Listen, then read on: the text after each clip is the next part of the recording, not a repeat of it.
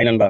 தூத்துக்குடி மாவட்டம் விளாத்திக்குளம் அருகே 12ஆம் வகுப்பு படிக்கும் 17 வயது சிறுமி பாலியல் வன்கொடுமை செய்யப்பட்டு கொடூரமாக படுகொலை செய்யப்பட்டுள்ளார். இந்த ஊழல் மற்றும் திறமையற்ற திமுக ஆட்சியில் நமது பெண் குழந்தைகள் மற்றும் சகோதரிகள் படும் கொடுமைகள் அன்றாடம் இதுபோன்ற செய்திகளை பார்ப்பது எனக்கு மிகுந்த மனவேதனை அளிக்கிறது. கொடூர சம்பவத்தின் உயிரிழந்த சிறுமியின் குடும்பத்தினருக்கு எனது ஆழ்ந்த இரங்கலை தெரிவித்துக் கொள்வதுடன் குற்றவாளிகளை விரைவில் கைது செய்து தமிழக காவல்துறையை நான் மிக வன்மையாக வலியுறுத்துகிறேன். கடந்த 5 ஆண்டுகளில் சட்டமில்லாத மாநிலமாக தமிழகம் மாறிவிட்டது.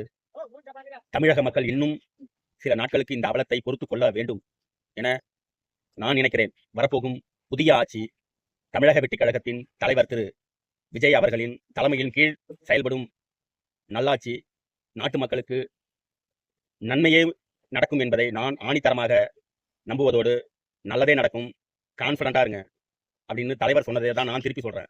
என்ன நண்பா?